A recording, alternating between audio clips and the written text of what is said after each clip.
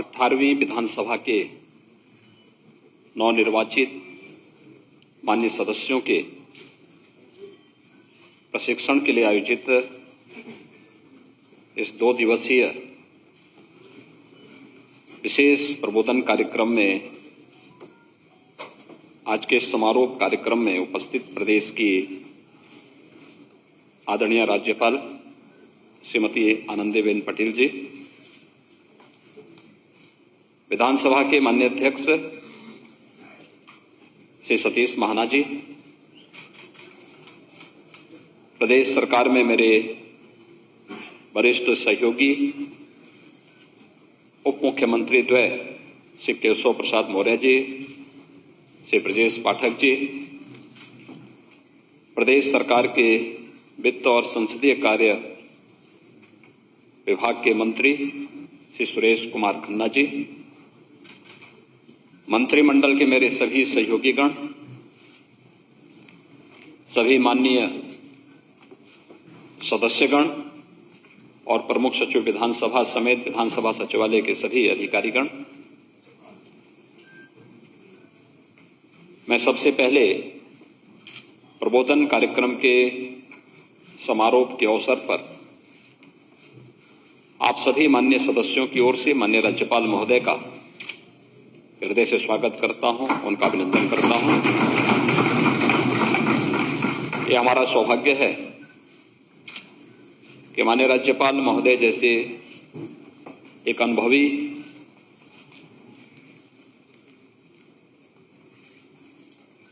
संविधान विशेषज्ञ, शिक्षा, महिला कल्याण, बाल विकास और जीवन का एक लंबा अनुभव जिनके पास अलग अलग क्षेत्र का है, उसका लाभ आज उनके महत्वपूर्ण उद्बोधन के अवसर पर माननीय सदस्यों को प्राप्त होगा। उत्तर प्रदेश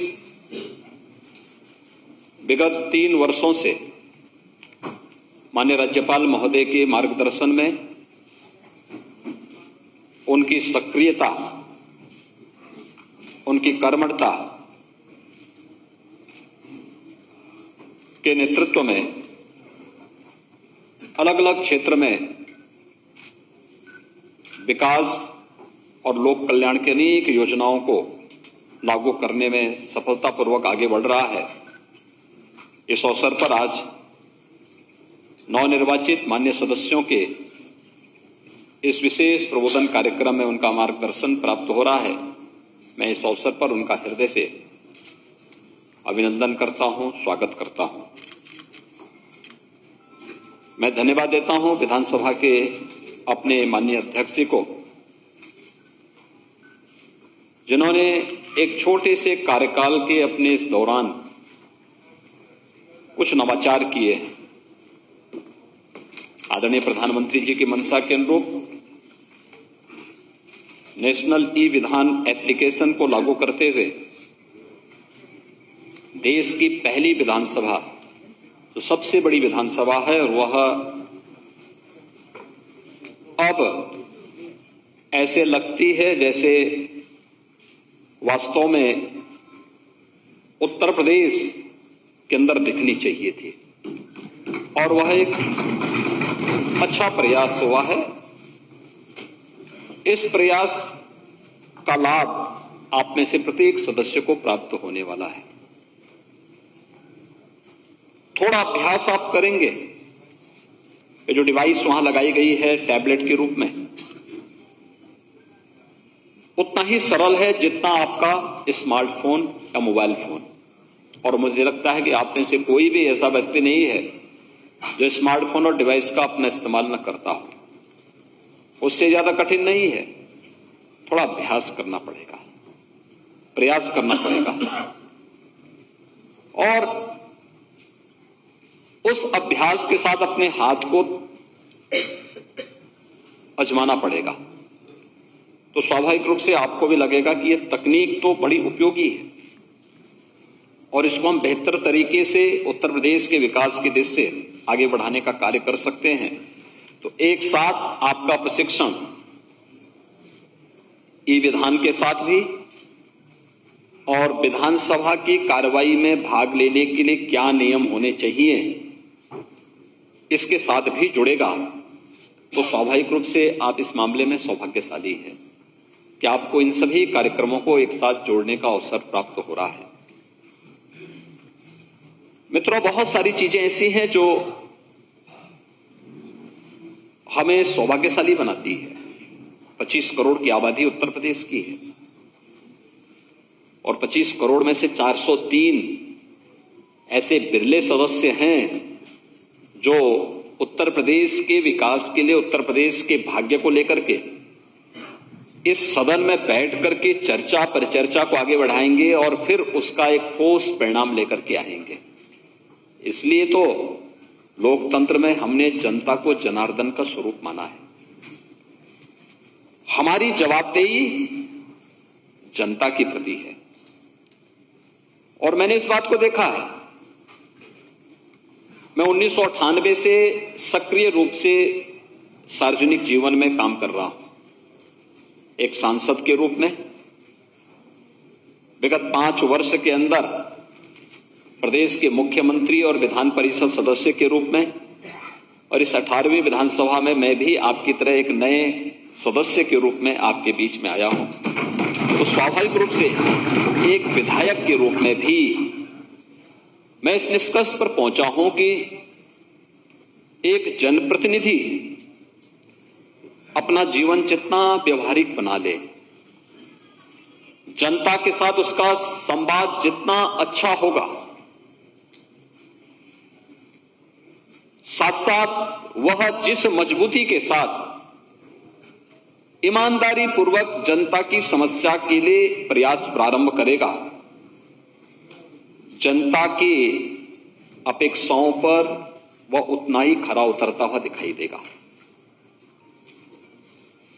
नकारात्मकता किसी जनप्रतिनिधि को कभी आगे नहीं बढ़ा सकती, कभी नहीं। मैंने हमेशा देखा है, मैं इस चुनाव में भी देख रहा था, एक मान्य सदस्य थे, वो छोटी छोटी बातों को लेकर धरना प्रदर्शन करते थे, जाम करते थे। विकास की कोई योजना आती थी तो भी धरना प्रदर्शन शुरू होता था। और मैं इस चुनाव में जब रिजल्ट जिस दिन आ रहे थे, मैंने कहा यार उस विधानसभा का थोड़ा रिजल्ट दिखाओ। पता लगा वो 4थे नंबर पर थे।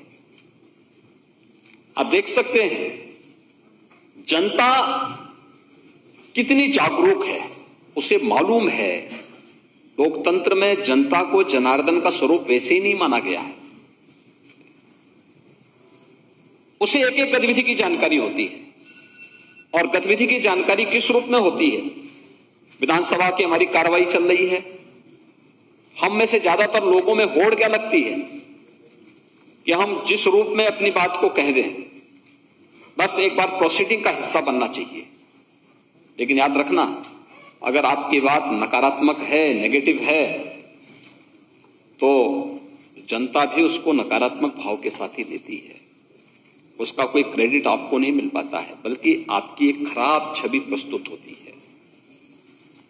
और अगर हमारे भाव सकारात्मक हैं, प्रदेश हित में है, देश हित में है, जनता के हित में है, लोक कल्याण के हित में है, तो जनता भी उसे उसी भाव के साथ लेती है। कुछ भी छुपा हुआ नहीं रहता जी, उनसे कुछ भी नहीं छुपा रहता है। और इसलिए एक सकारात्मक भाव के साथ कार्य करते हुए जब हम जन अपेक्षाओं पर खरा उतरते हैं, तो जनता हमें बार बार समर्थन देती है। और जिस मुद्दे को आप सकारात्मक भाव के साथ उठाते हैं, उसका परिणाम भी उसी प्रकार से सकारात्मक रूप से मिलता हुआ दिखाई देता है। मैं आपके सामने कुछ उदाहरण जरूर दूंगा। मैं 1998 में गोरखपुर से सांसद बना। उस समय तक पिछले 20 वर्षों से गोरखपुर और उसके आसपास के क्षेत्रों में एक बीमारी थी जिसमें 1 से लेकर 15 वर्ष तक के बच्चे उसकी चपेट में आते थे। हजारों की संख्या में मौतें होती थी। गोरखपुर और बस्ती कमिश्नरी में एकमात्र एक मेडिकल कॉलेज गोरखपुर में था, वह भी जर्जर स्थिति में था। 1998 में मैं सांसद बना। सांसद बनने के बाद मेरे पास पहली बार ये मामला आया। मुझे एक कार्यकर्ता ने फोन किया कि मेडिकल कॉलेज में बहुत सारे बच्चे एडमिट हैं, उनकी स्थिति बहुत खराब है, आप एक बार आके देखते। तो मैं गया, लेकिन जैसे मैं अंदर वार्ड में जाना चाहता था, वहां के प्रिंसिपल ने मुझे वार्ड में नहीं जाने दिया। खैर, मैं प्रतिरोध करते हुए वार्ड में पहुंचा। भयंकर बदबू थी। एक एक बेड में 4-4 बच्चे लिटाए गए थे। न बेड है, न बेड सीट है, गंदगी का अंबार है, भीषण गर्मी है। यही जून और जुलाई का महीना था। पंखा एक भी नहीं चल रहा था। एसी की बात तो दूर थी, और बड़ी भयंकर बदबू थी। मुझे पसीना आने लग गया। मेरे साथ के जितने लोग थे सबको पसीना आने लग गया, सब बाहर भाग गए। मैंने अपना गमछा लिया, अपने मुंह पे बांधा, और मैं गमछा बांध करके ही वार्ड में घूमने लग गया। और कार्यकर्ता फिर मुझे कहा कि थोड़ा यहां का टॉयलेट भी थोड़ा देख लीजिए। 3rd फ्लोर में वार्ड था और टॉयलेट पूरी तरह चौक था। मैंने वहां पूछा, मैंने कहा प्रिंसिपल तो हमारे साथ नहीं थे, डॉक्टर थे। मैंने कहा ये टॉयलेट कब से चौक है? कहा साहब कभी खुला ही नहीं। अब आप अनुमान कर सकते हैं कि 3rd फ्लोर का टॉयलेट अगर चौक है तो अनुमान कर सकते हैं। खैर, वो सब देखने के बाद मैं प्रिंसिपल के पास गया। प्रिंसिपल बैठे हुए थे, तो उन्होंने मेरे सामने एक सूची दी। उन्होंने कहा हमारे पास कुछ भी संसाधन, मैं इससे पहले बोलता तो उन्होंने मुझे सूची दे दी। उन्होंने कहा था हमारे पास न पंखे हैं, न बेडशीट है, न दवा है, कुछ भी तो नहीं है, हम कैसे कर पाएंगे। तो मैं गया वापस, और उसमें से कुछ सामान मैंने, जैसे बेडशीट, मैंने 100 बेडशीट खरीदी अपने पास से। वहां के कुछ उद्यमियों के साथ मैंने बैठक की। मैंने उनसे कहा भाई आप कम से कम पंखे और एसी दे दीजिए, वार्ड के लिए बच्चे हैं वहां पे। उन्होंने कुछ एसी पंखे दिए। फिर ऐसे ही कुछ अन्य सामान, बेड्स वगैरह कुछ मैंने लिए, और मैं तीसरे दिन एक ट्रक में भर करके लेकर के मेडिकल कॉलेज गया। मैंने वहां के प्रशासन को सौंपा। मैंने कहा इसको आप लीजिए, इसको आप चलाइए। फिर मैंने तब तक प्रदेश के मुख्यमंत्री, उस समय माननीय कल्याण सिंह जी थे, मैंने उनको फोन किया। मैंने कहा ऐसी ऐसी स्थिति है और कैसे इसका। उन्होंने कहा मैं क्या कर सकता हूं। मैंने कहा देखिए, सबसे पहला तो यहां पे सब गरीब बच्चे हैं। इंसेफ्लाइटिस से जो मौत होती थी, 90% बच्चे अनुसूचित जाति और अल्पसंख्यक समुदाय के थे। तो मैंने कहा इनकी आर्थिक स्थिति बहुत खराब है, उपचार नहीं करा सकता कोई व्यक्ति, क्योंकि उस समय तक दवा लोग खरीदते थे, फ्री में उपचार की व्यवस्था हो जाए। तो उन्होंने कहा ठीक, हम ये व्यवस्था करवाते हैं। ये एक सामान्य प्रक्रिया प्रारंभ हुई। पूरी जानकारी मैंने ली। मैंने संसद में इस मुद्दे को उठाने का प्रयास किया। मुझे परमिशन ही नहीं मिली। एक बार प्रयास किया, नहीं मिला। दूसरी बार प्रयास किया, नहीं मिला। तीसरी बार प्रयास किया, नहीं मौका मिला। मैं स्पीकर से मिला। स्पीकर ने कहा कि देखिए आपकी सरकार है और आप अपनी सरकार के खिलाफ कैसे इस मुद्दे को उठा सकते हैं। मैंने कहा मुद्दा उठाने, मैं किसी खिलाफ नहीं बोल रहा हूं, मुझे केवल सदन में इस बात को रखना है। प्रमोद महाजन जी उस समय संसदीय कार्य मंत्री थे। मैंने उनके सामने इस बात को रखा। उन्होंने कहा नहीं, मौका नहीं मिल पाएगा।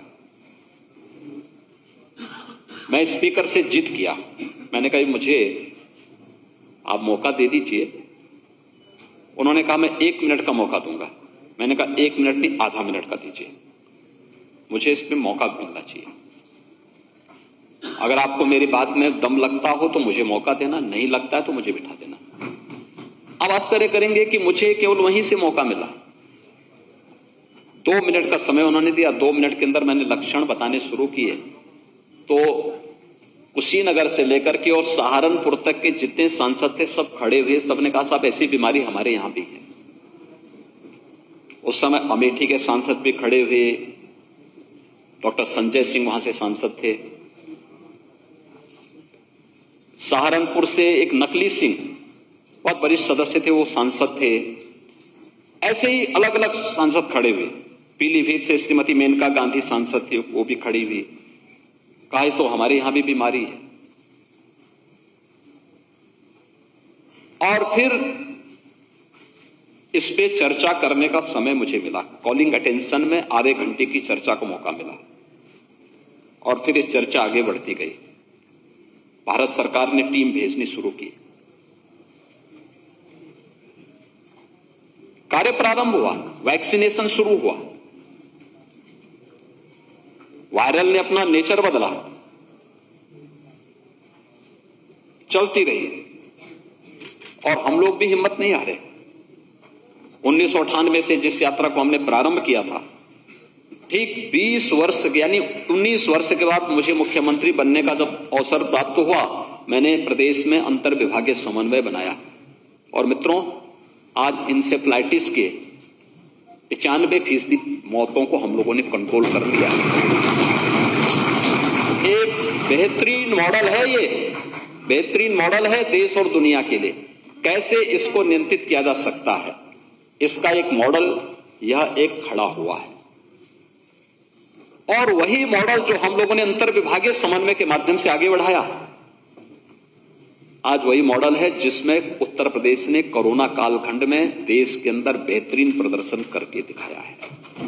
वही अनुभव अंतर विभागीय समन्वय, एक एक अलग अलग विभाग को उसके साथ जोड़ने का कार्य, और यूपी के मॉडल की सीधे सर्वत्र सराहना भी हुई है। फील्ड में रहकर जब हम काम करेंगे, बहुत सारी व्यवहारिक जानकारियां हमें प्राप्त होती हैं। सार्वजनिक जीवन में याद रखना, व्यक्ति का धैर्य, शालीनता और उसका धैर्य हमेशा उसको आगे बढ़ाता है। उसका उतावलापन, उसका ठेके पट्टे के प्रति अनुराग, उसका हर एक मामले में हस्तक्षेप करना हमेशा उसके पतन की ओर लेके जाता है। हमने देखा है, जितने उदंडता करने वाले लोग थे, संसद में मैं देखता था और विधानसभा में मैंने पिछली बार देखा, वो सब लुढ़कते चले गए। सबकी छुट्टी जनता जनार्दन करती गई। लेकिन सकारात्मक सोच के साथ जिन लोगों ने अपने कार्यक्रम को आगे बढ़ाया, जनता ने उनको हाथों हाथ लिया है। अगर उत्तर प्रदेश में जातिवाद की राजनीति सच है तो सुरेश खन्ना 9वीं बार कैसे विधायक बन गए? इनके तो जाति का 1000 वोट भी शाहजहांपुर में नहीं है। हमारे स्पीकर 8वीं बार विधायक बने हैं, इनके तो जाति का वोट नहीं है, लेकिन फिर भी बन रहे हैं। जन अपेक्षाओं पर कसना, अपने आप को कसना, अपने आप को तैयार करना और फिर उसके अनुरूप, जन भावनाओं के अनुरूप विकास के कार्यों को आगे बढ़ाना। आवश्यक नहीं, आपने कोई प्रस्ताव दिया है कि एक ही बार में सब हो जाएगा। और आज तो इतनी योजनाएं हैं हर एक विधानसभा के लिए। यहां पे हमारे विपक्ष के जुड़े हुए तमाम मित्रगण हैं, मैं उनसे भी बोलूंगा कि विकास कार्यों में हमें राजनीति को आड़े नहीं आने देना चाहिए। अगर विकास कार्य आपकी विधानसभा क्षेत्र में हो रहा है, आपको उसे हाथों हाथ लेना चाहिए। आप हाथों हाथ लीजिए उसको, आपको उन कार्यक्रमों में जाना चाहिए, जनता को लाभ हो। आपका उद्देश्य भी और हमारा उद्देश्य भी एक ही है कि जनता का हित होना चाहिए, जनता को इसका लाभ मिलता हुआ दिखाई देना चाहिए। और अगर आप उन विकास की योजनाओं के साथ जुड़ करके जनता के बीच में जाते हैं तो उसका श्रेय तो आपको मिलना है, उसका श्रेय बीजेपी को या बीजेपी के सहयोगी दलों को थोड़े मिलना है, क्योंकि आपकी विधानसभा है, आप इस समय विधायक हैं, जनता ने आपको चुना है। अगर विकास के कार्य वहां हो रहे हैं तो उन कार्यक्रमों को अगर हम वहां बढ़ाने का कार्य करते हैं तो मुझे लगता है कि यह एक बहुत महत्वपूर्ण उपलब्धि आपके साथ जुड़ती है। लेकिन हम अक्सर देखते हैं कि वह न केवल तटस्थता बनाते हैं मंत्रियों से, बल्कि वह तटस्थता बना देते हैं विकास के कार्यों से भी। और फिर उनके सामने भी संकट खड़ा होता है जब चुनाव आते हैं, और चुनाव के दौरान फिर जो संकट खड़ा होता है वो सबके सामने है। और इसलिए मैं आप सबसे अनुरोध करूंगा कि एक तो जनता के प्रति हमें केंद्र और प्रदेश सरकार की लोक कल्याणकारी योजनाओं को ईमानदारी के साथ उन तक पहुंचाने के लिए अत्यंत संवेदनशील बनना पड़ेगा। ठेके पट्टे या किसी भी इस प्रकार के उससे अपने आप को दूर करना पड़ेगा।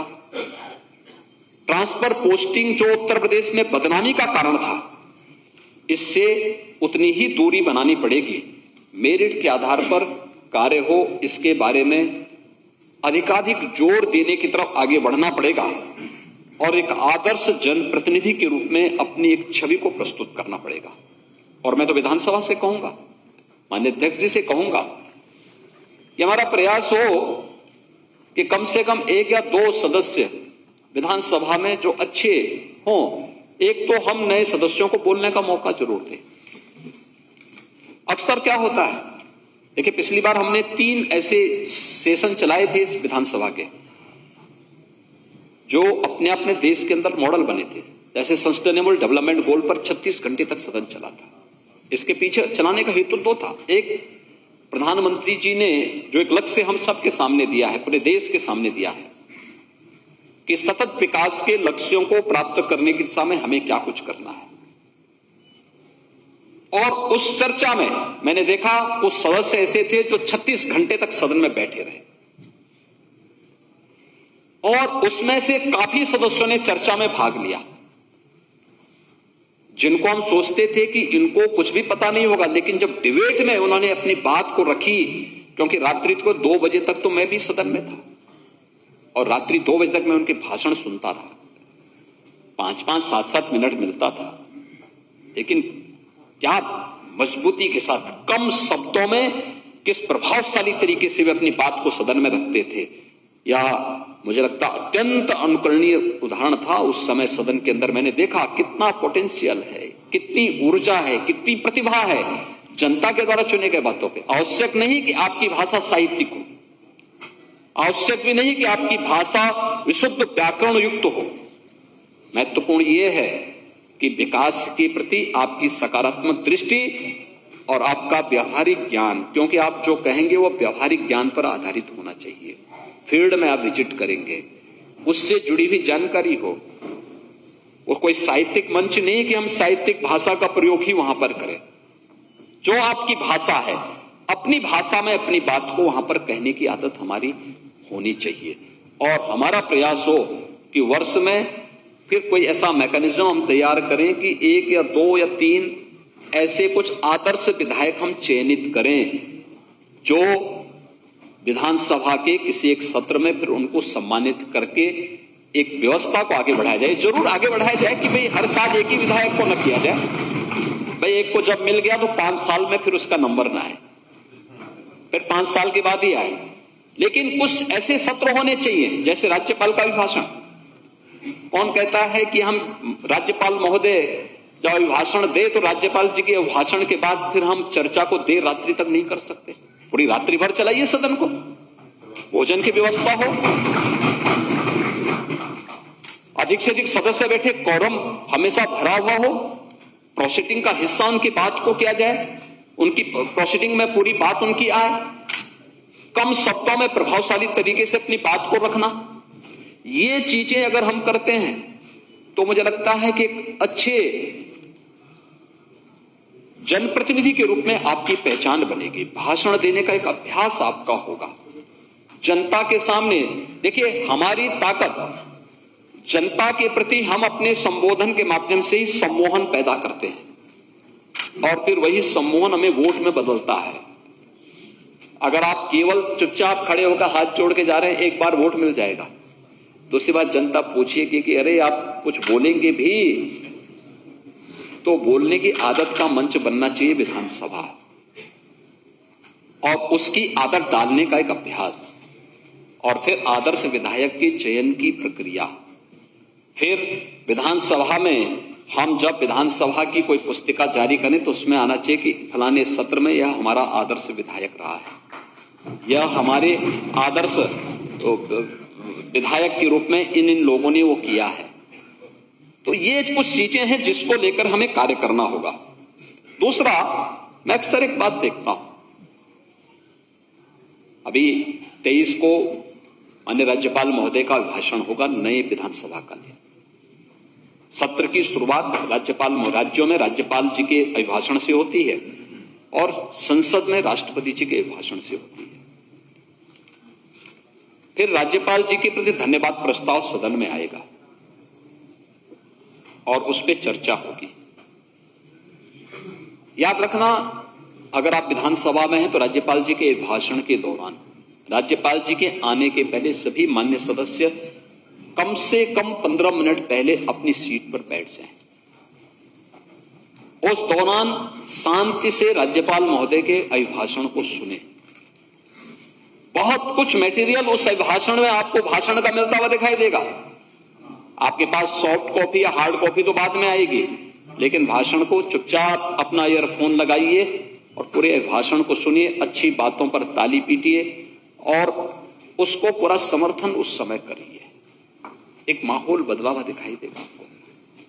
दूसरा, राज्यपाल जी के आने के पहले या राष्ट्रपति जी के आने के पहले या कोई भी ऐसा महानुभाव जो हमारा अतिथि बन के आ रहा है हमारी विधानसभा में, वो केवल सत्ता पक्ष का अतिथि नहीं होता। जैसे कल लोकसभा के माननीय स्पीकर आए थे, सत्ता पक्ष विपक्ष दोनों वहां पर था। एक मैसेज देश के अंदर अच्छा गया। मैसेज क्या गया कि देखिए, एक नवाचार के लिए, ई विधान के लिए सत्ता पक्ष और विपक्ष दोनों में सहमति है। इसका मतलब उत्तर प्रदेश के विकास में हम अपने राजनीतिक मतों से ऊपर उठ करके काम करने के लिए पूरी प्रतिबद्धता के साथ आगे बढ़ेंगे। यह एक मैसेज था। बात छोटी है लेकिन मैसेज दूर तक जा रहा है। लाभ 25 करोड़ जनता के लिए जा रहा है और भाइयों बहनों, उसका लाभ किसको मिल रहा है? हर एक सदस्य को मिल रहा है। सदस्य के प्रति देखिए, आज हमारी सबसे बड़ी कमी क्या हो गई? राजनेता अविश्वास और असम्मान का प्रतीक बन गया है। ये सदन है जो हमें विश्वास का प्रतीक बनाएगा। यहां की चर्चा, यहां की गंभीर चर्चा, यहां पर प्रभावी चर्चा हमें सम्मान का प्रतीक बनाएगी और उस प्रतीक के रूप में हमें उभरना है। इस कार्यक्रम को आगे बढ़ाना। 6 जून को महामहिम राष्ट्रपति जी ज्वाइंट सेशन को संबोधित करेंगे। आजादी के अमृत महोत्सव वर्ष में एक दुर्लभ अवसर आ रहा है जब राष्ट्रपति जी का महत्वपूर्ण उद्बोधन उत्तर प्रदेश विधानमंडल को प्राप्त होगा। राष्ट्रपति जी के उद्बोधन के पहले सदन में उपस्थित हो जाना, कम से कम आधे घंटे पहले आ जाना। हम लोग राष्ट्रपति जी के साथ आएंगे, राज्यपाल महोदय, मैं, स्पीकर महोदय, हम लोग राष्ट्रपति जी के साथ ही आएंगे। लेकिन शेष सदस्य आधे घंटे पहले कम से कम अपनी सीट पर बैठ जाएं और अपनी सीट पर बैठ करके हम शालीनता के साथ अमृत महोत्सव वर्ष के अवसर पर संवेद सदन को संबोधित करने के लिए राष्ट्रपति जी के मार्गदर्शन को, उनके भाषण को हम सुने, उनके मार्गदर्शन को लें। बहुत सारी चीजें हमें मिलेंगी। एक चीज हम जरूर ध्यान में रखें, जब राज्यपाल जी का ही भाषण हो, जब राष्ट्रपति जी का ही भाषण हो या राष्ट्रपति जी का मार्गदर्शन सदन को प्राप्त हो या सदन की सामान्य रूटीन की प्रक्रिया भी हो, हम अपना मोबाइल फोन बंद करके रखेंगे। रखना भी चाहिए। ये बड़ी, यानी जब चर्चा के दौरान या राज्यपाल जी के भाषण के दौरान या राष्ट्रपति जी का जब वहां पर मार्गदर्शन प्राप्त होगा और मोबाइल फोन की घंटी बजती है, बड़ी अशिष्टता नजर आती है बाहर। लोगों के पास उसका मैसेज अच्छा नहीं जाता। सदस्यों के प्रति लोगों के मन में असम्मान का भाव पैदा होता है। हमारी पूरी गंभीरता को पूरी तरह डायल्यूट कर लेता है। मोबाइल फोन, हमारा प्रयास हो कि हम सदन के अंदर लेकर के ना आए। लेके आ रहे हैं, बंद करके रखें। कोई इमरजेंसी है तो आप उसको इस रूप में रखें कि जिससे उसकी घंटी की आवाज वहां ना आने पाए। साइलेंट मोड पर रखें उसको। ये कुछ चीजें हैं जो सावधानी रखने की आवश्यकता है। ये हमारी गरिमा में वृद्धि करेगा, हमारे प्रति लोगों के मन में एक सम्मान का भाव पैदा करेगा। आज हम लोग जाते हैं, लोग सम्मान के भाव से क्यों देख पाते हैं? अगर मैं भी अन्यों की तरह करता, लोग मुझे भी राह चलते हुए गाली देते ना। हम लोगों ने तो अपील की कि भाई सड़क पे कोई भी धार्मिक कार्यक्रम नहीं होंगे। अलविदा की नमाज नहीं हुई। मस्जिदों में 3-3 शिफ्ट में उन्होंने नमाज अदा की। एक अभिनंदनीय कार्य हुआ। अगर सरकार भेदभाव करती कि नहीं साहब इधर एक पक्ष करेगा, दूसरा पक्ष नहीं करेगा। या माइक उतारने के लिए हमने कहा कि भाई देखो, लोगों को परेशानी होती है, परिसर के बाहर आवाज नहीं आनी चाहिए। हमने अपील की, सबने योगदान किया। मैं कल से देख रहा हूं, परसों मैंने अपने दोनों डिप्टी सीएम के साथ मिलकर के एक वीसी की थी, वीडियो कॉन्फ्रेंसिंग की थी। मैंने कहा भी जितने माइक उतारे गए हैं, हमारा प्रयास हो दोबारा ना लगे, और जो उतारे गए हैं विद्यालयों को दान दे दिए जाए। कल से लोग दान देना शुरू कर दिए। लोगों को मालूम है कि यह एक तरफा नहीं है, सबके लिए समान रूप से लागू हो रहा है। और ऐसे ही मोबाइल फोन का मामला है या कोई भी इस प्रकार का मामला है, ये हमें सबके लिए लागू करना है, समान रूप से लागू करना है। प्रदेश की एक छवि बनानी है। जो लोग ये मानते थे कि उत्तर प्रदेश विकास में बैरियर है, इस छवि को हटाना है। उत्तर प्रदेश देश में विकास का अग्रणी नेतृत्वकर्ता के रूप में आगे बढ़ेगा। इस छवि को आपके माध्यम से देश के सामने प्रस्तुत करना है, और इसके लिए हम सबको अपने आप को तैयार करना होगा। एक विधानसभा सत्र के बाद संसदीय कमेटियां भी बनेंगे। संसदीय कमेटियों का काम एडवाइजरी होता है, और एक सरकार को या विभागों को सलाह के रूप में वे काम करती है। मैं बहुत बार देखता हूं, बहुत सारी कमेटियां अधिकारियों को बुला करके आदेश पारित कर देती हैं। मुझे लगता है कि वह एक गलत परंपरा की शुरुआत होती है। हमें उसका ध्यान रखना होगा। अपने अधिकार और अपने कर्तव्यों के बीच में एक बेहतर समन्वय बनाना होगा। और जब भी ये समन्वय में कहीं कोई दिक्कत आएगी तो बाद में संकट खड़ा होगा। तो कोई भी ऐसा कार्य हम लोग न करें कमेटी की से जुड़े हुए, क्योंकि अक्सर मैं देखता हूं कि बहुत सारी जगह ऐसे ऐसे आदेश पारित किए गए हैं कि मैं देख के चौंकता हूं, क्योंकि मुझे इस देश की संसदीय कमेटियों में रहने का अवसर प्राप्त हुआ है और मैंने उन चीजों को देखा है कि कमेटियों के अधिकार क्या है और कर्तव्य क्या है। हमें उन चीजों को देखना होगा। कहीं भी किसी को हमारी योग्यता पर, हमारी क्षमता पर या किसी न्यायालय को हमारी कार्य पद्धति पर उंगली उठाने का अवसर न मिले, क्योंकि जो विधानसभा की कमेटियां होंगी, एक मिनी विधानसभा होती है, उसके पास पावर वही है जो विधानसभा के पास पावर होती है, लेकिन अपनी ताकत का बेजा दुरुपयोग भी नहीं होने देना चाहिए। वह अपनी सलाहकार की भूमिका के रूप में ही अच्छी सलाह उपलब्ध करवाएंगे तो अच्छा उसका संदेश जाएगा। यह जो प्रबोधन का कार्यक्रम चला है, आपके पास नियमों की पुस्तिकाएं मिली होंगी, हम एक बार उसको देखेंगे। विधानसभा में पुराने सदस्य कैसे नियम के अंतर्गत अलग अलग परफॉर्मा होंगे, उसके अंतर्गत कैसे उस प्रक्रिया को फॉलो करके अपनी बात को रख रहे हैं, कैसे हमें अपने कार्यक्रम को आगे बढ़ाना है। अगर हम थोड़ा भी एक बार उसमें अभ्यास कर लेंगे, आप देखना 1-2 सत्र के अंदर ही नए सदस्य पारंगत हो जाएंगे। और फिर पारंगत ही नहीं होंगे, आप पुराने सदस्यों को भी इस मामले में बेहतर सलाह देने की स्थिति में हो सकते हैं। और बेहतर सलाह इस बात को लेकर के कि देखिए, आप जो है इसमें इस रूप में आपने किया, लेकिन आपको इतना ही समय लेना चाहिए था, लेकिन आपने ज्यादा समय ले लिया। आप इसको और प्रभावी ढंग से बोल सकते थे, इसकी प्रभावशालीता को और मजबूती के साथ आगे बढ़ा सकते थे। बहुत सारे सुझाव आप इसके माध्यम से दे सकते हैं, और उस प्रक्रिया के साथ अगर हम जुड़ पाए, हमें अपने आप को तैयार करना होगा। और फिर अंततः मैं आप सबसे ये अपील करूंगा, देखिए जनता ने बहुत विश्वास के साथ आपको चुना है, बहुत विश्वास के साथ चुना है। 25 करोड़ जनता में 403 बिरले सदस्य ऐसे हैं जिनको जनता ने अपना लीडर मान करके चुनाव जिता करके यहां भेजा है। और उन 403 का दायित्व बनता है कि उन जन अपेक्षाओं पर हम खरा उतर सके। खरा उतरने के लिए जनता के साथ सीधे संवाद हमारा होना चाहिए।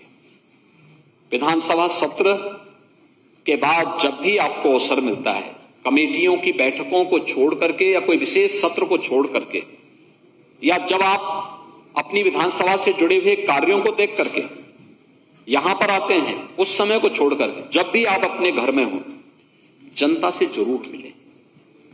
एक समय तय कर लीजिए, पूरी प्रक्रिया को टाइम टेबल तय करने अपने पूरी प्रक्रिया का। देखिए हम लोग भी अपना तय कर रहे हैं, सोमवार से लेकर बृहस्पतिवार तक मैं और हमारे सभी मंत्रीगण लखनऊ में रहेंगे। अगर कोई विशेष कार्य नहीं है तो लखनऊ में हम उपस्थित रहेंगे और शुक्रवार, शनिवार, रविवार को हम लोग भी फील्ड में रहेंगे, अलग अलग जनपदों के दौरे पे रहेंगे।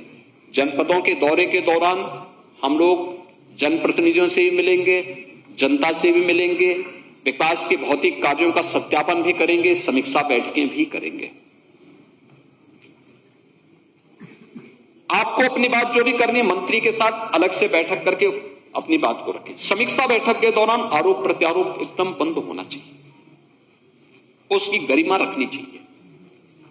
और अगर आपको लगता है कोई व्यक्ति गलत है, कोई गलत काम कर रहा है, उसका अलग से जब बैठते हैं उस दौरान अपनी बात को शालीनता के साथ रखें। फलाना व्यक्ति गलत है, फलाने व्यक्ति के बारे में आप एक बार जांच करवा लें, देख लें। लेकिन जब आप बैठक के दौरान, समीक्षा बैठक के दौरान इस प्रकार के मुद्दों को उठाते हैं, माहौल वहां का बड़ा विषाक्त होता है और जो फोकस पॉइंट होते हैं उससे ध्यान डाइवर्ट हो जाता है।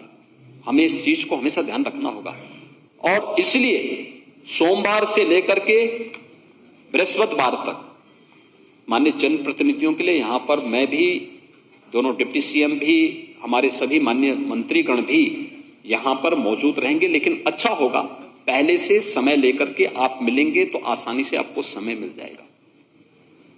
दूसरा, शुक्रवार से लेकर के रविवार तक 3 दिन तक फील्ड में किसी न किसी जनपद में कोई न कोई मंत्री विभागीय कार्य से, सरकारी दौरे के तहत वहां पर रह करके जनप्रतिनिधियों के साथ भी और अन्य लोगों से भी मुलाकात करेंगे। मैं विधानसभा के अपने अध्यक्ष महोदय से भी और विधान परिषद के अपने सभापति महोदय से भी इस बारे में अनुरोध करूंगा कि हमारा प्रयास हो कि जो विधानसभा की कमेटियों की बैठक भी हो वह मंगलवार या बुधवार की दिन हो, जिससे माननीय विधायक जब आए तो उस दौरान वे कमेटियों की बैठक में भाग ले सकें और यहां पर किसी मंत्री से या किसी से मुलाकात करनी हो तो उस दौरान मुलाकात करके फिर अपनी विधानसभा में वापस जा सके। एक प्रक्रिया के साथ हमें उसको जोड़ना पड़ेगा जिससे उनकी भी, जनप्रतिनिधियों की भी सुविधा हो सके, मंत्रियों की भी सुविधा हो सके, वे अपनी बात को लिखित रूप से वहां पर प्रस्तुत भी कर सके। ये कुछ चीजें होती हैं जो बहुत छोटी छोटी चीजें हैं जिस पर हमें ध्यान देना होगा और उस प्रक्रिया के साथ अपने आप को आगे बढ़ाना होगा। एक अच्छे जनप्रतिनिधि के रूप में, एक आदर्श जनप्रतिनिधि के रूप में आपकी छवि जीवन पर्यंत आपका साथ देगी। लेकिन अगर जनप्रतिनिधि की छवि पर कहीं कोई डेंट आया तो आपके लिए जीवन पर्यंत वह एक अभिशाप बन करके भी आपका पीछा नहीं छोड़ेगी। हमेशा इस बात को ध्यान में रखना। और मुझे लगता है कि अच्छे ढंग से, शालीनतापूर्वक, प्रभावशाली तरीके से विधानसभा के सत्र में भाग लेना, प्रोसीडिंग की कार्रवाई में भाग लेना। अध्यक्ष महोदय भी तय कर चुके हैं कि नए सदस्यों को हम मौका दें, बोलने का मौका मिलना चाहिए, प्रयास होना चाहिए। पहले भाषण करें तो लिखित भाषण आप लेकर आए, एक पेज का भाषण लेके आए, 3 मिनट 4 मिनट में अपनी प्रभावशाली भाषण। घर में भी कुछ बोलने का अभ्यास करें। खन्ना जी तो जब बोलते थे तो कोने में खड़े होकर के भाषण करते थे, लेकिन आज अच्छे ऑरेटर हैं, अच्छा भाषण करते हैं, घंटों बोल सकते हैं। आपको भी थोड़ा घर में पड़ा अभ्यास करिए, फिर आइए बोलिए, लिखित पहला भाषण लिखित बोलिए। संसद में पहला भाषण जो होता है लिखित पढ़ सकते हैं, लेकिन उसके बाद कागज देख करके आप केवल पॉइंट, कोई बुलेट पॉइंट हो तो उसी को आप बोल करके पढ़ सकते हैं, शेष नहीं पढ़ सकते। और हमारा अभ्यास प्रयास होना चाहिए कि विधानसभा में भी जब आपका भाषण हो, अभ्यास करके कम शब्दों में प्रभावशाली तरीके से अपनी बात को रखने की आदत हमें डालनी पड़ेगी। एक अच्छे विधायक के रूप में आपकी छवि बनेगी, जन अपेक्षाओं पर आप खरा उतरते हुए दिखाई देंगे और जनता आपको अपना नेता मान करके बार बार आप पर विश्वास करेगी। यह जो है हमें करके दिखाना है और इस दृष्टि से प्रबोधन का कार्यक्रम अत्यंत महत्वपूर्ण कार्यक्रम है। इस प्रबोधन के कार्यक्रम के साथ आप जुड़े, मैं आपको हृदय से धन्यवाद देता हूं, आपका अभिनंदन करता हूं। माननीय राज्यपाल महोदय का मार्गदर्शन आज हमें यहाँ पे प्राप्त हो रहा है। मैं इसके लिए एक बार फिर से आप सबकी ओर से माननीय राज्यपाल महोदय का हृदय से स्वागत और अभिनंदन करता हूं। धन्यवाद। जय हिंद। धन्यवाद माननीय मुख्यमंत्री जी। आपके द्वारा दिया गया मार्गदर्शन प्रत्येक सदस्य के लिए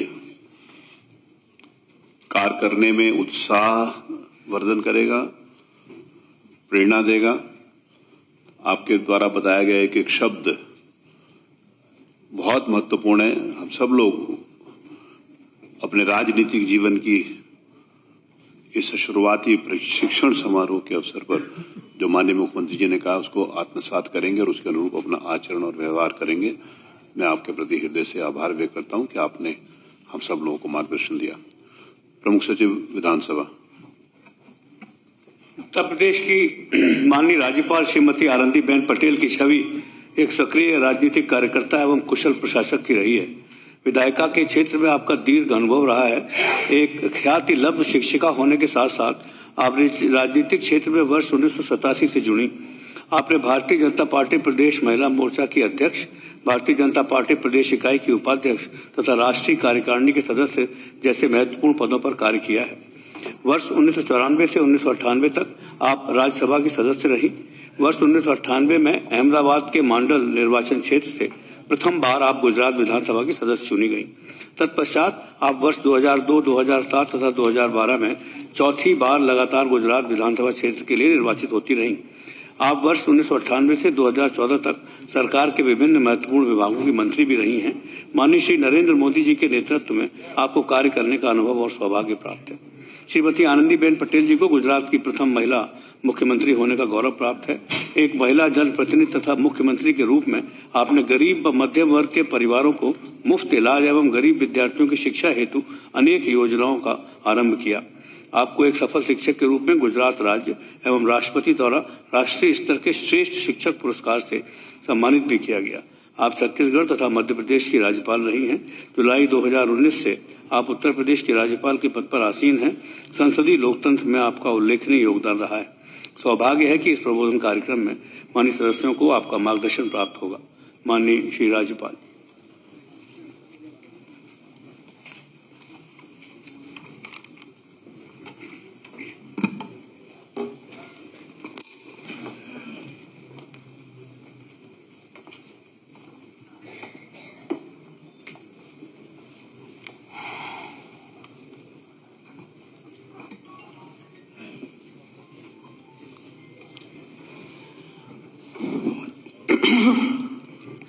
उत्तर प्रदेश के यशस्वी मुख्यमंत्री योगी आदित्यनाथ जी,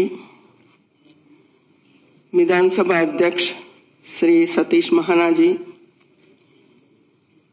उप मुख्यमंत्री श्री केशव प्रसाद जी, उप मुख्यमंत्री श्री ब्रजेश पाठक जी, संसदीय कार्य मंत्री श्री सुरेश खन्ना जी, प्रमुख सचिव विधानसभा प्रदीप कुमार खर्मा जी, सभी विधायकगण, सभी अधिकारीगण,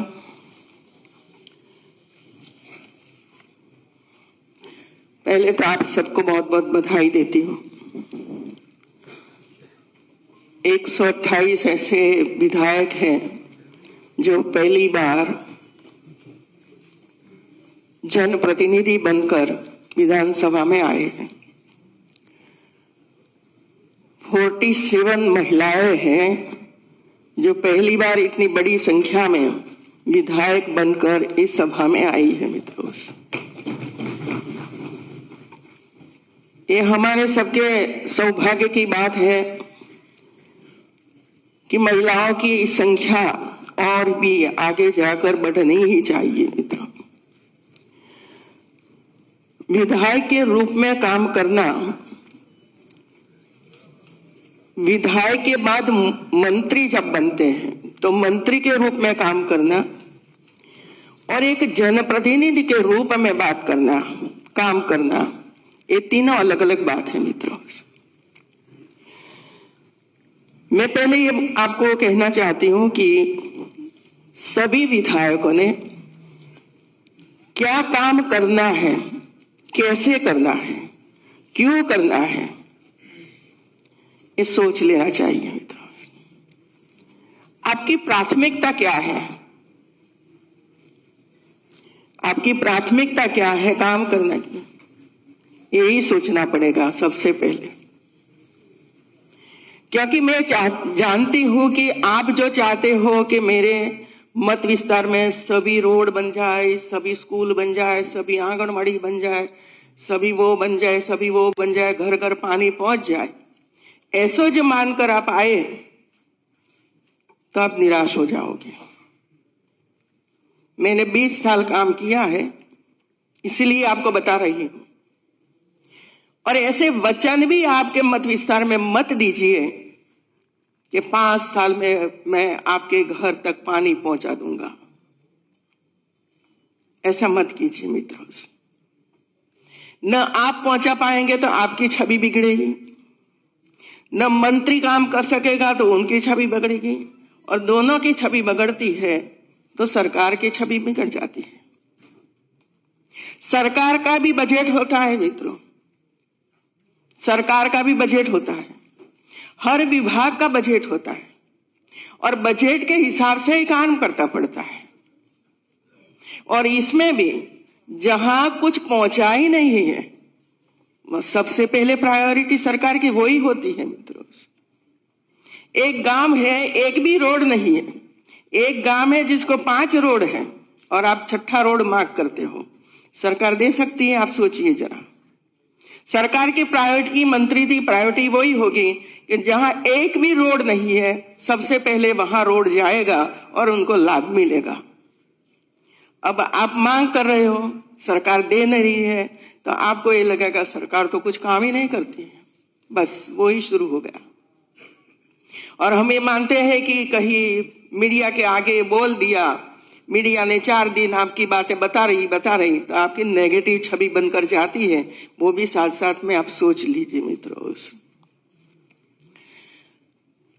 प्रवास का कार्यक्रम तय कर लीजिए। मुझे बहुत ही खुशी हुई आज की हमारे योगी जी ने सोम से लेकर रविवार तक की पूरा टाइम टेबल बता दिया आपको। जिस तरह स्कूल में टाइम टेबल होता है ना, पहले प्रेयर आएगी, फिर वो आएगा, फिर वो आएगा, फिर वो आएगा, इसी तरह टाइम टेबल मैं सुन रही थी। मुझे इतना अच्छा लगा कि एक टाइम टेबल के हिसाब से जो आप काम करोगे तो यूपी भी एक मॉडल बन सकता है मित्रों।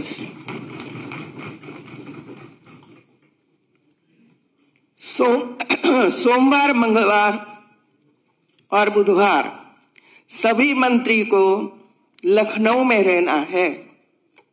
घर पर कर दीजिए भैया, घर पर आप सब बता दीजिए कि सोम, मंगल, बुध मैं इधर नहीं आऊंगा रोटी खाने के लिए, मैं वहां की रोटी खाऊंगा, वहां का काम करूंगा। बच्चों को भी बता दीजिए भाई कि आपको लखनऊ नहीं आना है, आपको वहां पढ़ना है, अपना काम करना है, मेरे काम में हस्तक्षेप नहीं करना है, वो भी बता दीजिए साथ साथ में। आपकी छवि इसमें ही बिगड़ती है जब आपके पोते, आपके बच्चे, आपके बेटे सब आपके आसपास घूमते फिरते हैं और काम आपके बजाय वो काम कर रहे हैं। ऐसा मत कीजिए मित्रों। यदि अच्छी छवि बनानी है तो ये सब जो नीति नियम है उसका पालन अच्छी तरह से कीजिए मित्रों। हम गुजरात में वही करते थे, सोम, मंगल और बुध। इवन अहमदाबाद और गांधीनगर के बीच में 20-25 किलोमीटर का अंतर था, फिर भी अहमदाबाद में किसी को नहीं रहना है, गांधीनगर में जो आपको हाउस मिला है इसमें ही रहो, इसमें ही रहो। ये हमारा नियम था और सबने पालन किया था। सोम, मंगल और बुध ये 3 दिन गांधीनगर में रहना है। सुबह 10 बजे से लेकर शाम को लास्ट व्यक्ति विधानसभा हमारे भवन छोड़ता है तब तक आपको बैठना है, सबको मिलना है। बीच में कोई काम नहीं, कोई प्रेजेंटेशन नहीं, कोई चर्चा नहीं। 3 दिन लगातार काम करो। बुधवार का दिन हमारे लिए बहुत ही इंपॉर्टेंट रहता था मित्रों, बहुत इंपॉर्टेंट। सुबह में 10 बजे सभी मंत्रियों को पहुंचना है, मुख्यमंत्री को नहीं पहुंचना है, और 10 बजे सभी सचिवों को पहुंचना है, लेकिन वो अलग रूम में बैठेंगे। देखिए जरा किस तरह मोदी जी प्लानिंग करते थे, मैं बता रही हूं आपको। दूसरे कमरे में एसी है सब, और जो हम लोग बैठते थे कैबिनेट में, वहां हम सब पहुंचते थे। राइट 10 बजे पहले हम बैठ जाते थे जाकर, कोई मुख्यमंत्री देखने वाला नहीं था। फिर हम लोग सोचते थे कि नहीं, सबसे पहले जाना चाहिए, पहुंचना चाहिए। समय पे पहुंचना एक हमें हमारी छवि बना देना चाहिए। मीटिंग में पहुंचना है तो समय पे पहुंचो, कैबिनेट में पहुंचना है तो समय पे पहुंचो, यदि कोई आम सभा में पहुंचना है तो आम सभा में पहुंचना तो समय पे पहुंचो। नहीं तो हमारी छवि यही रहेगी, जनता आ जाएगी, 2 घंटा बैठी रहेगी और आप साहब खड़े होकर ऊपर चढ़ोगे और जनता मन में ये सोचेगी, देखिए हम तो 2 घंटे से बैठे हैं और हमारे मंत्री, हमारे फलाना, हमारे वो अभी आ रहे हैं। लेट ही आएंगे ऐसी एक छवि मत बनाओ आप। लेट ही हमारे मंत्री आएंगे, लेट ही हमारे विधायक आएंगे, लेट ही हमारे एमपी आएंगे, ऐसी छवि मत बनाओ मित्रों। 10 बजे जब हम पहुंचते थे तो क्या करते थे हम लोग? गुरु शुक्र शनि रवि 4 दिन विभाग के काम से या मत क्षेत्र में जाते थे। कहीं उद्घाटन होता था, कहीं खातमुहूर्त होता था, कहीं मिलना होता था, कहीं समीक्षा बैठकें होती थी, कहीं ब्लॉक में जाते थे, वहां बैठते थे, कहीं कार्यकर्ताओं के साथ मीटिंगें करते थे। और वहां से जो हमारे पास आता था वो तो सब विभाग का आता था ना। मैं मंत्री रही, शिक्षा मंत्री या राजस्व मंत्री, तो वो तो आएगा, साथ में समाज कल्याण की बात आएगी। मैं मना नहीं कर सकती, मैं तो समाज कल्याण नहीं संभालती हूं तो मैं ये प्रश्न की चर्चा आपके सामने नहीं करूंगी। मैं अर्बन में थी तो मुझे शिक्षा का भी संभालना पड़ता था, यदि नर्मदा विभाग का काम भी देखना पड़ता था, सुनना पड़ता था। ये सभी इकट्ठा करके हम हमारी कैबिनेट में पहुंचते थे। कैबिनेट में पहुंचते थे तो आधा घंटा हमें मिलता था, आधा घंटा मिलता था। तो आधा घंटा में हम क्या करते थे, सभी मंत्री अपनी अपनी बात, मैं मानो कि कुछ लेकर आई हूं पानी के बारे में, तो पानी वाले मंत्री सामने बैठे हैं तो मैं उसको जो प्रश्न मेरे साथ आए थे वो उसको देती थी कि भाई आप जरा देख लीजिए, वो डिस्ट्रिक्ट में पानी का वो है, वहां नहीं मिलता है। कोई और प्रश्न लेकर आए तो मैं वो मंत्री बोलती थी कि आप देख लीजिए सर, इतने प्रश्न आपके विभाग के हैं, आप जरा ध्यान रखिए। इसी तरह हम अब आमने सामने ये प्रश्नों का हस्तांतरण करते थे, चर्चाएं करते थे। हमारे मन में ये नहीं आता था कि भाई विभाग मारा है, मेरा है, और आप क्यों मेरे विभाग की चर्चा करते हो मेरे साथ। नहीं, मंत्री के लिए सभी विभाग अपना ही होता है और जहां से आपको कोई भी विभाग का प्रश्न आपके सामने आता है तो लेकर मंत्री के यहाँ पहुंचाना और मुख्यमंत्री के सामने रखना, ये हमारा दायित्व बनता है मित्रों। क्योंकि सभी मंत्री सभी डिस्ट्रिक्ट में एक साथ नहीं पहुंच सकते हैं। हम पहुंचे तो एक डिस्ट्रिक्ट में जो प्रश्न आए वो लेकर आए और मंत्रियों को दे दिया, मंत्री आगे जाकर वो काम करते थे। एक बात, 10:30 बजे, 11:15 बजे मुख्यमंत्री आ जाते थे और वो ये पूछते थे कि बताइए क्या क्या कोई ऐसा गंभीर सब्जेक्ट हमारे सामने आया है। लेकिन इसका भी एक तरीका था। हमारे यहाँ लगभग 30-32 मंत्री थे। राइट साइड से शुरू होता था। पहला मंत्री बैठा, जरा बोलिए आप कहाँ जाकर आए, क्यों करके आए, कितने विषय आए आपके सामने, बोलिए। तो 5 मिनट 10 मिनट जितना समय लगे वो बोलते रहते थे। फिर दूसरी मंत्री की बारी आई तो दूसरे मंत्री अपनी बात करते थे कि मैं वहां गया, वहां खातमुहूर्त किया, वो किया, ऐसे बोलते रहते थे। इसी तरह सभी मंत्रियों की बारी बारी आ जाती थी और सभी मंत्री को बोलना ही पड़ेगा, कोई चुप नहीं रहेगा मित्रों, क्योंकि आप गए हो तो कुछ कर लेकर आए हो। और इतने ध्यान से मुख्यमंत्री सब सुनते थे। इसके बाद सभी एसीएस को बुलाया जाता था और जितनी गंभीर बातें हमारे सामने आती थी, ये सभी गंभीर बातों, प्रश्नों की चर्चा मुख्यमंत्री श्री स्वयं अधिकारियों के साथ करते थे। और नेक्स्ट बुधवार को जब फिर से कैबिनेट मिले उसी समय आपने वहां क्या किया, एसीएस को, ये हमारे सामने रखना है। और 2-2.5 घंटे तक, मतलब 2-2.5 बजे तक हमारी एक कैबिनेट चलती रहती थी। इसीलिए मैंने कहा ये हमारे लिए सीखने के लिए और डिस्ट्रिक्ट में जाकर क्या करना है ये धीरे धीरे धीरे करके हम सीखें। और हमारा तरीका था जो काम करने का वो हमारा बदल गया मित्रों। सोमवार को पब्लिक डे, पूरा दिन सुनो, पूरा दिन सुनो सबको। 500 लोग आए, 1000 आए, 1500 आए, लेकिन सुनते रहो सबको। फोटोग्राफी करनी है तो फोटोग्राफी करवाओ, क्या आज आपका जाता है, करवाइए ना भाई। मंगलवार को विधायक डे, उनको सोमवार को नहीं आना है भाई, और सोमवार को आएगा तो हम सुनेंगे भी नहीं। एज अ पब्लिक बैठो। मंगलवार को पब्लिक विधायक डे, एमपी डे, उनके साथ कोई लेकर आए हैं तो आने दो 10-15 लोगों को। इनके साथ बैठकर चर्चाएं होती थी, क्या क्या प्रॉब्लम है, और हम निखालसता से चर्चा करते थे मित्रों।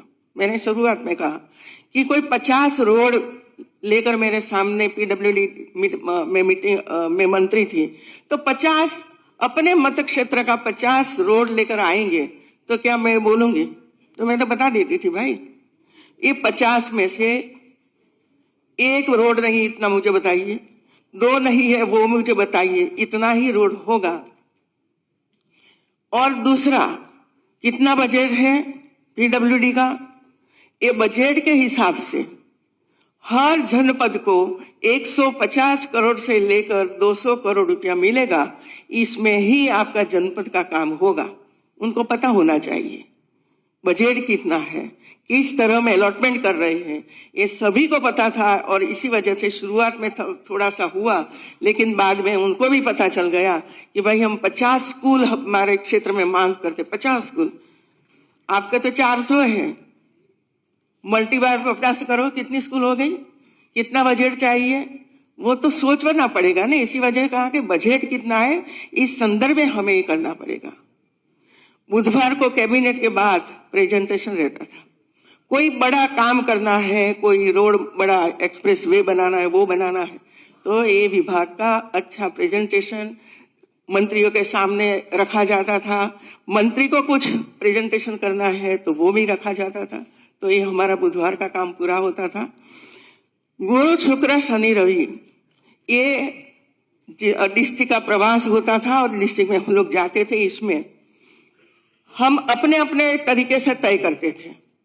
जैसे मैं हूं तो मैं ये तय करती थी कि सैटरडे संडे को मैं मत क्षेत्र में जाऊंगी और गुरु शुक्र को मैं दूर के डिस्ट्रिक्ट में जाऊंगी, जहां कच्छ जिला है, जामनगर है, इस और सूरत से आगे है नवसारी, वलसाड़, जहां 6-7 घंटा लगता है, डांग 8 घंटा लगता है।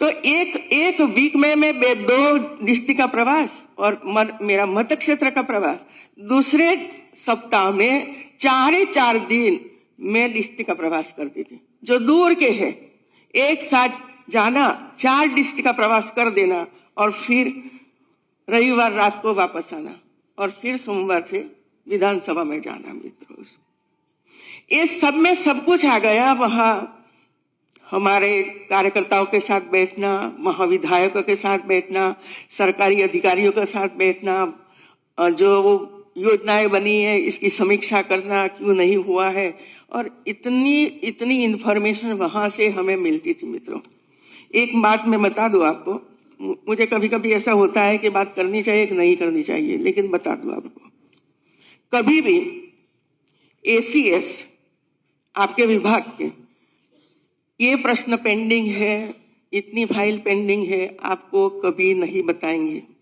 ये मैं आपको गुजरात की बात करती हूँ, यूपी की बात नहीं करती हूँ, कभी नहीं बताएंगे। क्या परिवर्तन करने की आवश्यकता है, जियो में क्या बदलाव करने की आवश्यकता है, ये कभी नहीं बताएंगे। ये बताएंगे कौन? जिला के अधिकारी, क्योंकि उनके पास पेंडिंग फाइलें हैं, उनको जवाब देना पड़ता है। और वो उसी समय ये बोलता है कि मैडम ये जो प्रश्न हमारा इसी वजह से है कि ये जियो में ये है, इसी वजह से हम नहीं कर सकते। यदि वो करोगे तो इसमें हमारी 100 साइल क्लियर हो जाएगी। ये वो वहां जो बैठा है ना, छोटा कर्मचारी हमारा, उनको जो तकलीफ होती है वो हमें बताएगा। मैं एक घटना इसी वजह से जोड़ के बताती हूं कि अर्थक्वेक आया गुजरात में 98 में और 98 में 2000 में काफी नुकसान हुआ था। हम लोगों ने काफी कुछ काम करते रहते थे, लेकिन इतनी कंप्लेनें आती थी हमारे पास, मुझे ये नहीं मिला, मकान का 2000 रुपया मिला, 2000 का मैं क्या करूं, पानी नहीं मिलता, इतनी कंप्लेनें आती थी, लेकिन इसका सॉल्यूशन नहीं आता था। फिर मुख्यमंत्री बदले और मुख्यमंत्री मोदी जी आए। मोदी जी के सामने भी इतनी कंप्लेन शुरू हो गई, इतनी कंप्लेन आने लगी, तो मोदी जी ने सुना कि भाई अधिकारियों को बुलाया कि ये कंप्लेन आती है तो क्या करना चाहिए उसका, लेकिन किसी का जवाब नहीं था। तो मोदी जी ने एक काम कर दिया कि देखिए, हम लोगों को भी बताया, वे लोगों को भी बताया कि आप दीपावली पर जहाँ गुजरात का बड़ा एक अवसर होता है घर पर रहने का, तो दीपावली पर 4 दिन सभी अधिकारी, ये जो 10 डिस्ट्रिक्ट है ना, ये 10 डिस्ट्रिक्ट में जाकर रहे, अपने परिवार को भी ले जाइए, अपने बच्चों को भी ले जाइए और वहां दीपावली मनाइए और वहां की जनता को सुनिए, क्या प्रॉब्लम है वो आप सुन लीजिए। तो 4 दिन के लिए हम भी गए, सभी एसीएस अधिकारी सभी पहुंचे और वहां के अधिकारियों के साथ बैठे, वहां की जनता को सुना और ये सब कुछ देखा। इसके बाद 4 दिन के बाद सब लोग वापस आए। वापस आने के बाद अधिकारी मिलने के लिए आए, चीफ सेक्रेटरी मिलने के लिए आए, क्योंकि उन्होंने पहली मीटिंग कर ली सभी एसीएस की कि भाई क्या आप लेकर आए हो। तो सभी एसीएस ने कहा कि सर, हम लोगों ने जो ये जियो बनाया है ना, इसमें ही परिवर्तन करना पड़ेगा। हम लोगों ने तो इधर बैठकर एसी रूम में बैठकर कुछ देखे बिना, किसी सुने बिना हम लोगों ने लिख दिया कि एक दीवार गिरी है तो 2000 देना। अरे एक दीवार गिरी तो 2 दीवार खड़ी नहीं रह सकती भाई, खड़ी रह नहीं सकती है, खड़ी रह सकती है। ऊपर की छत गई तो 4000 रुपया दिया, अरे ऊपर की छत गई तो नीचे का सब कुछ टूट गया भाई। ऐसी बात है ये लोगों के सामने आई और इधर बैठकर वो ही किया था। फिर ये सब चीफ सेक्रेटरी ने अच्छी तरह से सुना और इनकी कैबिनेट मिली, वे लोग मिले और जियो में सुधार किया। और वो सुधार क्या किया वे लोगों ने, एक कैबिनेट में प्रेजेंटेशन किया, हम लोगों ने सबने सुना। हम लोग बोलते थे कि भाई हम जाते थे, आपको बोलते थे कि ये गलत किया है, आपने सुनने के लिए आप लोग तैयार नहीं थे।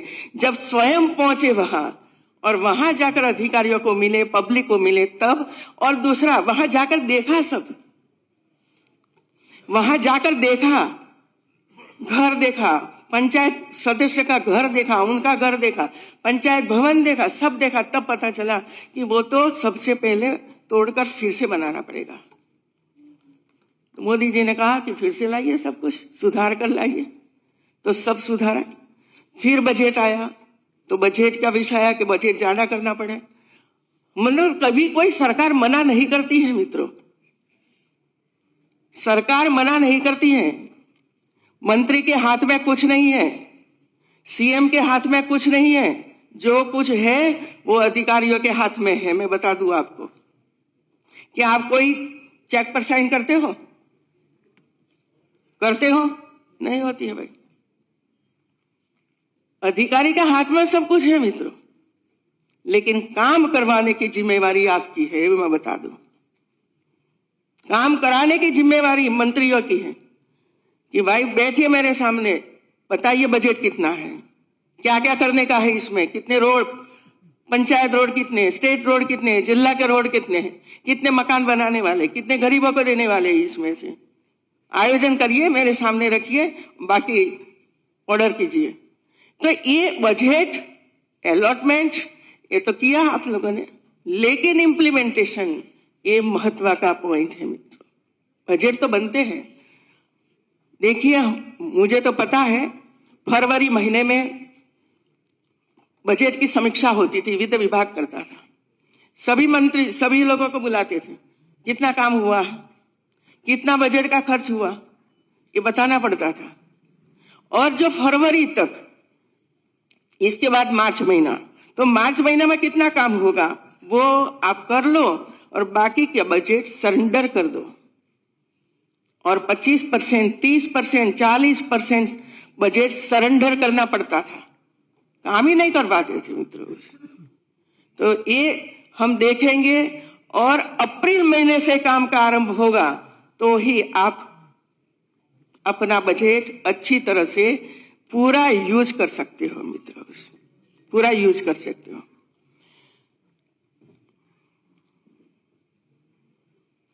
लंबा तो, लेकिन एक बात ये कहूंगी कि मैं शिक्षा मंत्री बनी 10 साल रही, इसके बाद पूरा शिक्षा विभाग मेरे पास था और महिला बाल कल्याण विभाग था, फिर मैं राजस्व मंत्री बनी, पीडब्ल्यूडी मंत्री बनी।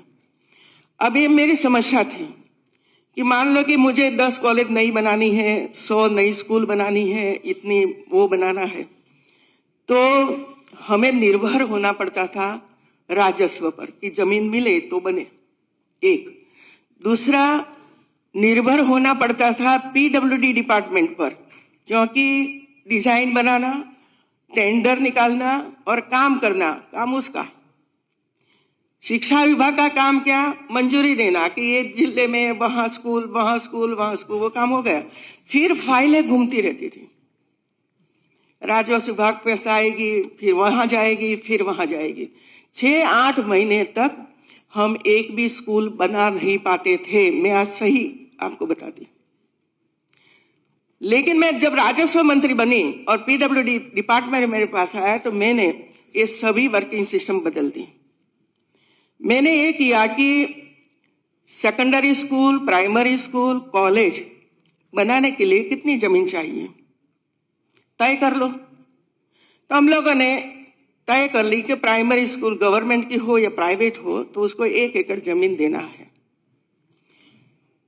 गवर्नमेंट की है तो कोई पैसा नहीं लेना है, यदि गवर्नमेंट और यदि प्राइवेट को देना है तो जितना कंस्ट्रक्शन होगा वहां उसका खर्च होगा उतनी ही इसकी कीमत लेगी, बाकी नहीं।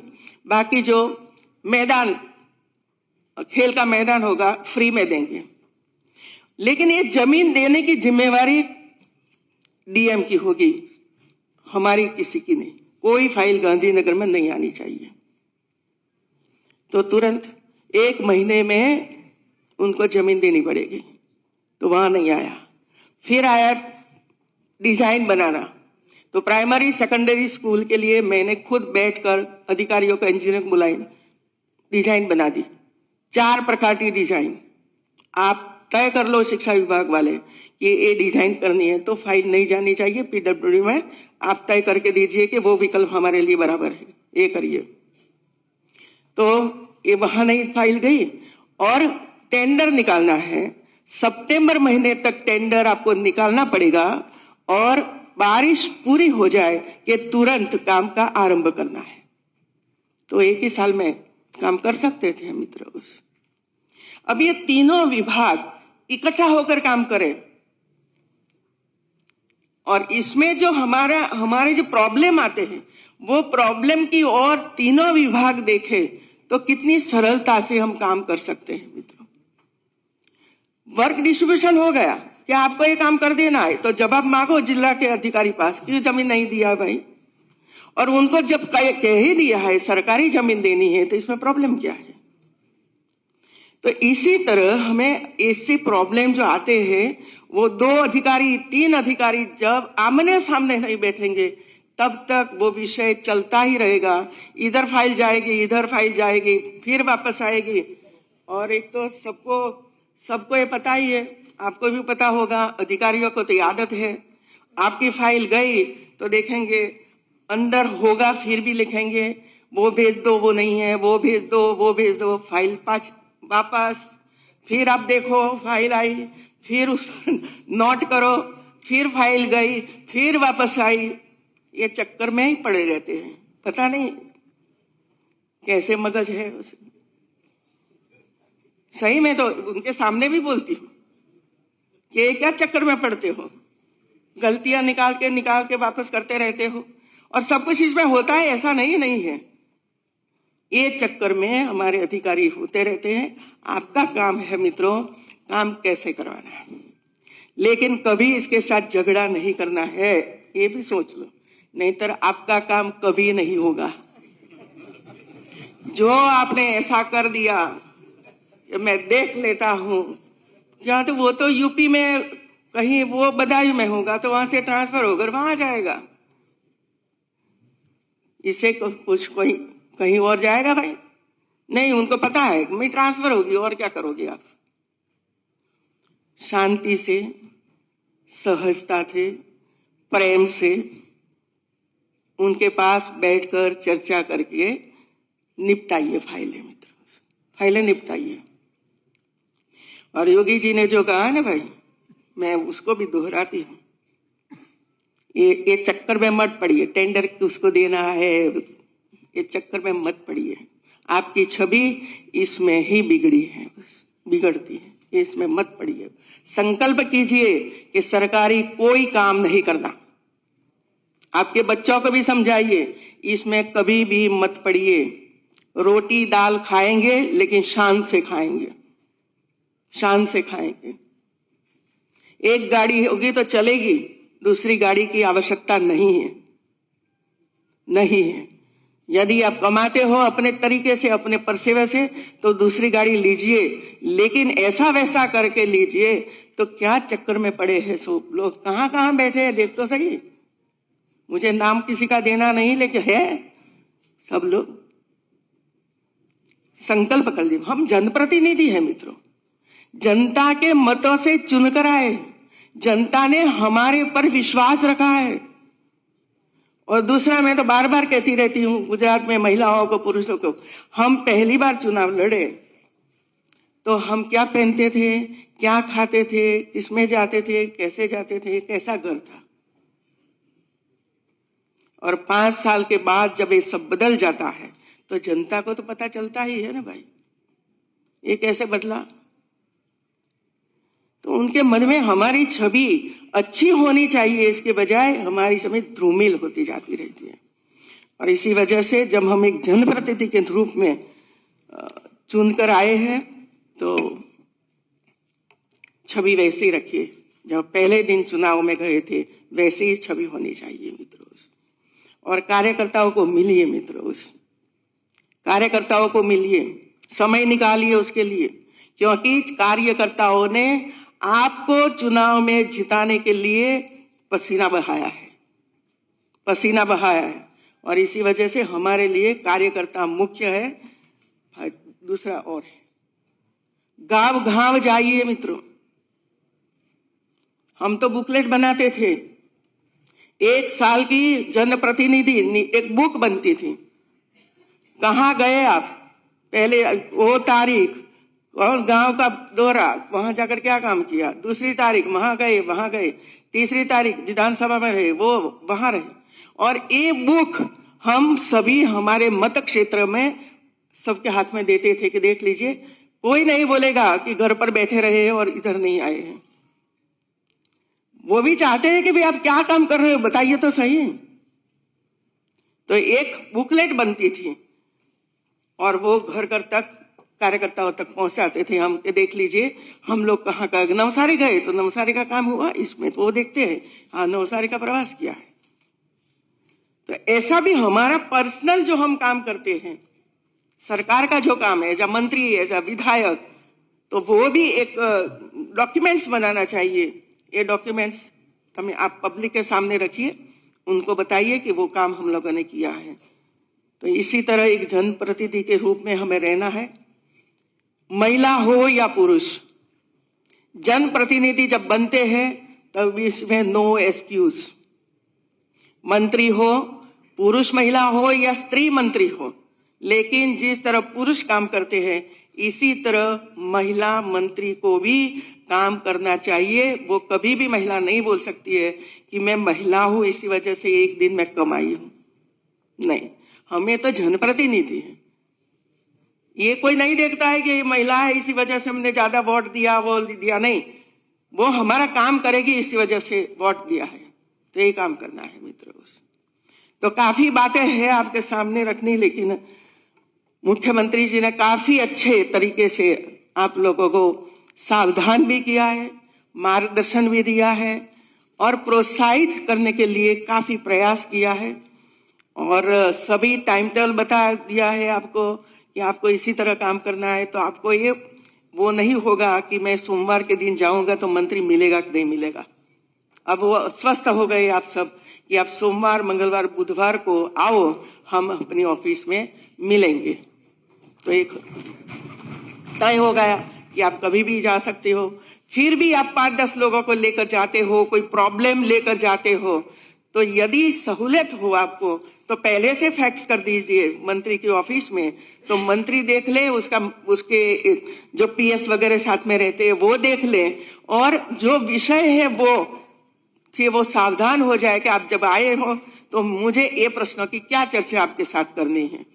लेकिन तुरंत जाओगे तो मंत्री वही कहेंगे ठीक है मैं पता करूंगा, फिर आपको बोलूंगा, वो इंतजार करना पड़ेगा। लेकिन आप जो पहले से आपके पास प्रश्न है तो पहले से मंत्री को फैक्स करके बता दो कि सर मैं आज भेजता हूं और 4 दिन के बाद मंगलवार को आऊंगा तो इसके साथ हम चर्चा करेंगे। तो उसको अवसर मिलता है अधिकारियों के साथ ये विषय की चर्चा करनी और क्या प्रोग्रेस है वो आप मंत्री आपको बता सकते हैं।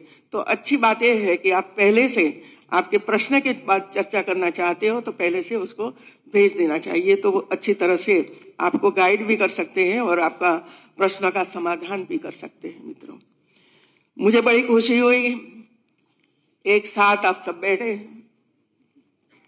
काम भी एक साथ करना है